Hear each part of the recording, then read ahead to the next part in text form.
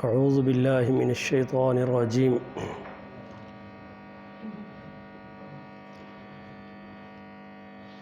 ولم يصروا على ما انفسهم ولم يصروا على ما فعلوا وهم يعلمون۔ رسول اللہ صلی اللہ علیہ وسلم نے فرمایا کہ اگر تم رحم کرو گے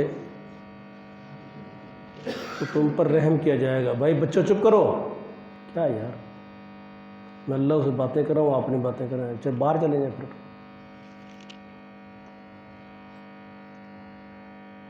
اعوذ باللہ من الشیطان الرجیم۔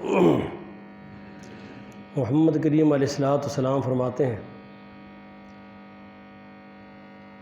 اگر تم رحم کرو گے تو تم پر رحم کیا جائے گا۔ ایک حدیث میں آتا ہے کہ اگر تم اللہ کی زمین پر بسنے والے لوگوں پر شفقت اور رحمت سے پیش آؤ گے تو وہ ذات جو آسمانوں کے اوپر ہے، اللہ عز و جل، وہ تم پر رحم فرمائے گا۔ پھر فرمایا کہ اگر تم معاف کر دو گے لوگوں کی غلطیوں سے، کوتاہیوں سے، تو اللہ عز و جل تمہیں معاف فرمائے گا۔ دو باتوں میں فرمایا رسول اللہ صلی اللہ علیہ وسلم نے، فرمایا برباد ہو گیا وہ لوگ، ہلاکت ہے ان کے لیے جو سنی انسنی کر دیتے ہیں۔ یہ بھی ایک تکبر کا انداز ہے۔ کوئی بندہ بات کرتے جی آپ میری بات سن تو نہیں، میں کیا کہنا چاہتا ہوں، آپ پیچھے ہٹ، اور وہ اپنے تکبرانہ لہجے اور انداز سے اسے سائڈ پہ کر کے آگے جا رہا ہوتا ہے۔ فرمایا یہ بندہ مفہوم حدیث کا کہ برباد ہو گیا، اس کے لیے ہلاکت ہے جو سنی انسنی کر دیتے ہیں۔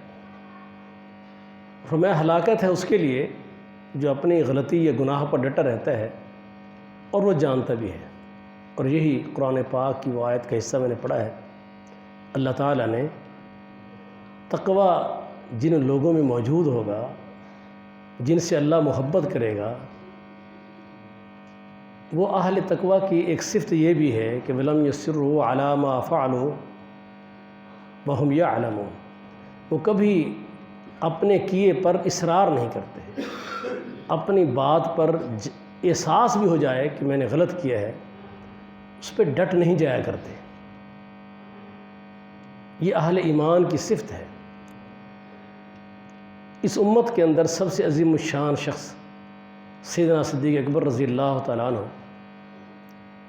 ان کا واقعہ ربیہ اسلمی رضی اللہ عنہ بیان کرتے ہیں جو مسند احمد میں ہے کہ نبی صلی اللہ علیہ وسلم کی طرف سے ہمیں ایک زمین کا ٹکڑا ملا جو میرا اور ابو بکر کا آدھو آدھ تھا، نصف نصف تھا۔ ہم اس کو بانٹنے لگے تو ایک درخت کھجور کا درمیان میں آ گیا۔ میرا موقف تھا یہ میری طرف ہے، اور ابو بکر صدیق رضی اللہ عنہ کا موقف تھا یہ میری طرف ہے۔ بڑی عجیب جملہ کہا انہوں نے، حالانکہ کیسے عظیم الشان لوگ تھے۔ کہا دنیا ہم پر غلبہ کر گئی، دنیا کی جو چاہت تھی یہ ہم پر غلبہ کر گئی، میں بھی اپنی بات میں ڈٹا رہا اور ابو بکر بھی رضی اللہ عنہما۔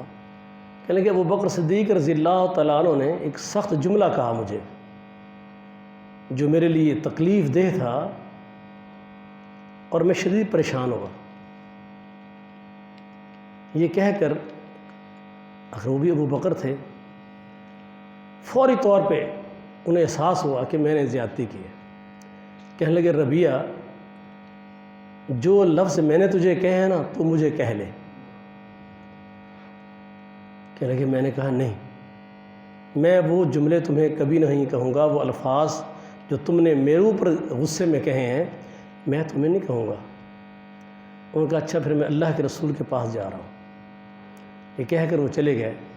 کہا میری قوم کے لوگ بھی، جیسے جب کوئی تقسیم ہوتی ہے کچھ لوگ موجود ہوتے ہیں، تو بنو اسلم قبیلے کے لوگ بھی کچھ وہاں موجود تھے، وہ میرے پاس آ گئے۔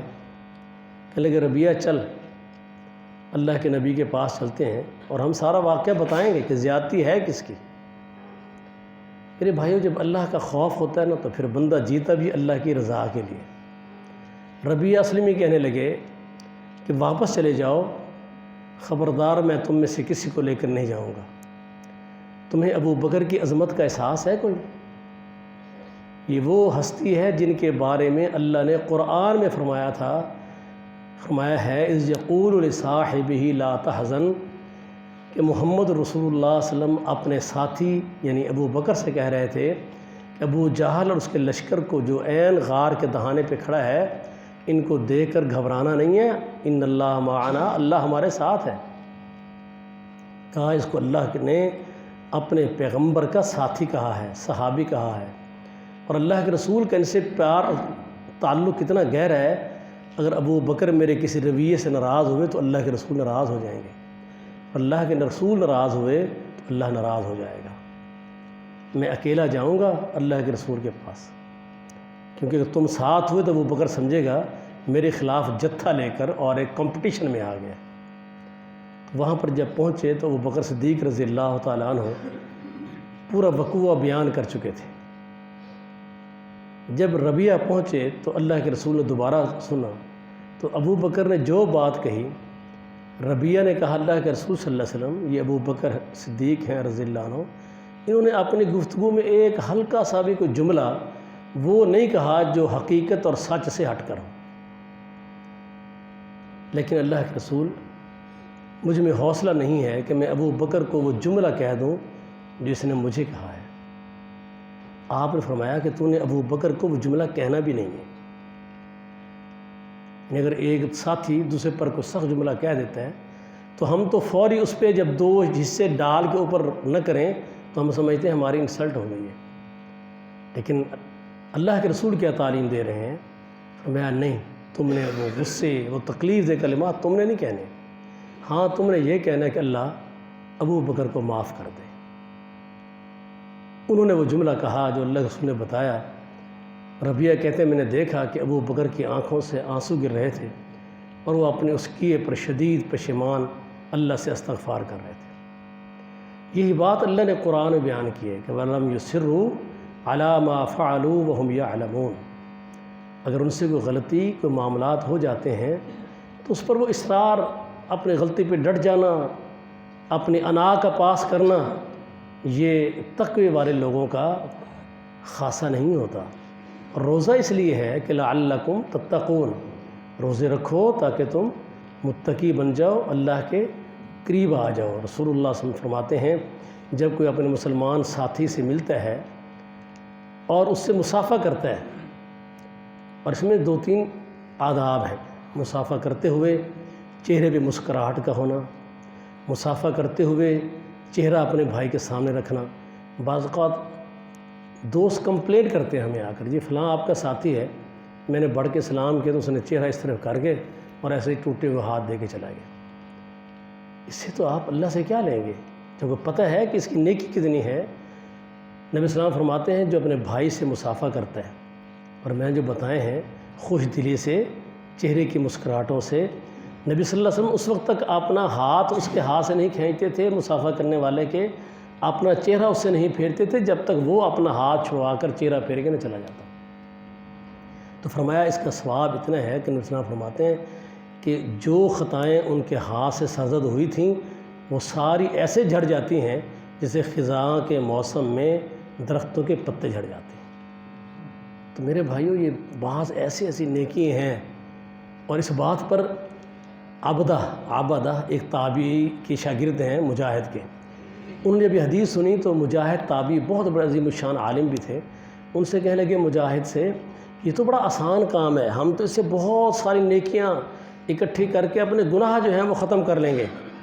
تو فرمایا کہ نہیں، یہ بھی اللہ کی توفیق ہوتی ہے۔ قرآن میں اللہ فرماتے ہیں لو انفقت ما فی الارض جمیعا ما الفت بین قلوبہم ولکن اللہ الف بینہم، اے محمد صلی اللہ علیہ وسلم پوری زمین کے خزانے بھی آپ کسی پر خرچ کر دیں تو آپ اپنی محبت اور چاہت ان کے دلوں میں نہیں ڈال پائیں گے، الا یہ کہ اللہ یہ محبت ڈالتا ہے۔